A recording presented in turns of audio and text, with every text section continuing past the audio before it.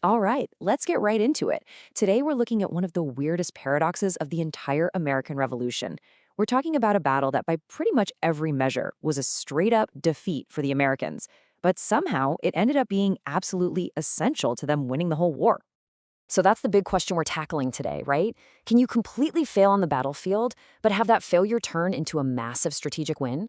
It sounds totally backward, but the story of Germantown shows us exactly how that can happen. We're going to break down that very idea. And hey, if you're already intrigued by historical puzzles like this, do us a favor and hit that like button. It really, really helps our channel find more people who love this stuff as much as we do. Now, to really get why Washington took the huge risk he was about to take, you have to understand just how bad things were in the fall of 1777. I mean, the whole revolutionary cause was seriously on the ropes. This was a gut punch, a huge one. Just imagine losing your nation's capital city today. General William Howe's British Army just marched right into Philadelphia, which was the home of the Continental Congress. The American government literally had to pack up and run. Morale was just in the tank. And look, the fall of Philadelphia wasn't just some unlucky break. As you can see here, it was the climax of a truly disastrous month for the Continental Army. They were hit with one demoralizing defeat after another. It seemed like they were getting outsmarted and beaten everywhere they turned. But even with everything falling apart, George Washington wasn't the type to just hunker down and play defense. Nope. He saw a sliver of an opportunity and decided to roll the dice on one of the most complicated and, well, audacious plans of the entire war. So here's the opening Washington saw. General Howe had split his forces. He left a big chunk of his army, about 9,000 soldiers, camped out in a little village called Germantown. Washington, meanwhile, still had his army of 11,000. And while they were demoralized, they were still a fighting force. He saw a chance to hit this divided enemy and hit them hard. And the plan he cooked up was, wow, it was incredibly complex. I mean, just look at these steps. He was going to march his entire army 16 miles overnight in the dark, split into 4 separate columns. The idea was for all of them to arrive from different directions and slam into the British camp at the exact same moment at dawn, trapping them in a pincer movement. Talk about high risk, high reward, right? This was a massive gamble. And hey, if you appreciate seeing these bold historical moments broken down like this, another quick like would be amazing. It really helps. And make no mistake, he wasn't just going for a minor victory here. As this quote shows, he was trying to pull off another Trenton, his most famous morale-boosting surprise attack. The stakes were absolutely massive. But you can have the most brilliant plan in the world, but there's always something you can't control. And in this case, that one thing was the weather. As the sun came up on October 4th, a thick, soupy fog just rolled in and blanketed the entire battlefield.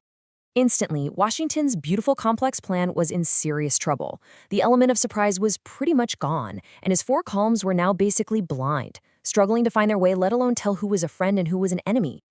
And in the middle of all this confusion, one tiny group of British soldiers made a decision that changed everything. Just 120 guys from the 40th Regiment of Foot got separated and did the smart thing.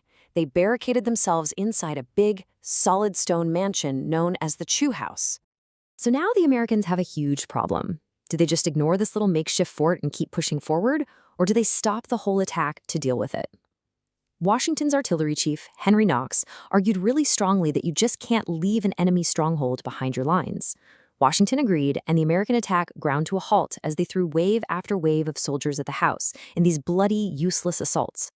And the chaos just kept getting worse. Lost in the fog and the thick smoke from all the gunfire, 2 American brigades actually stumbled into each other. Thinking they'd run into the British, they started shooting.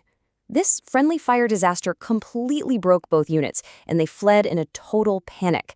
It was just a complete cascading failure, all born from the literal fog of war. It's these kinds of specific, chaotic moments that make history so wild. If you find this stuff as fascinating as I do, go ahead and hit that like button to let us know. And from that point on, the whole thing just fell apart. You had columns running out of ammo, other units getting lost and outflanked, one regiment getting completely surrounded and captured. What was supposed to be a brilliant surprise attack just dissolved into a desperate 9-mile retreat. So, a total disaster, right? Washington's huge gamble failed spectacularly. His army was beaten on the run. But this right here is where the story takes that sharp, unexpected turn that changed everything. I mean, just look at the raw numbers here. They speak for themselves. The Americans lost over 1,000 men, with more than 400 of them captured. The British lost about half that. Tactically, on the day, this was a clear, undeniable victory for the British. Which, of course, brings us right back to our main question. How on earth could this possibly be a good thing for the American cause? Well, it's because when news of the battle got across the Atlantic Ocean, the leaders in Europe, especially in France, saw something totally different. They weren't focused on the fact that the Americans lost. They were stunned by the fact that the battle even happened at all. And this is the absolute key. Think about it. Just a few weeks after getting their tails kicked and losing their capital city, this supposedly broken, amateur American army had the sheer nerve to launch a massive, coordinated attack on the main British force. To the French, this was proof. It proved the Americans were for real, that they were tough, and that they were a worthy investment for an alliance. This failure was a huge factor in convincing France to join the war. And that, my friends, is the definition of a strategic victory.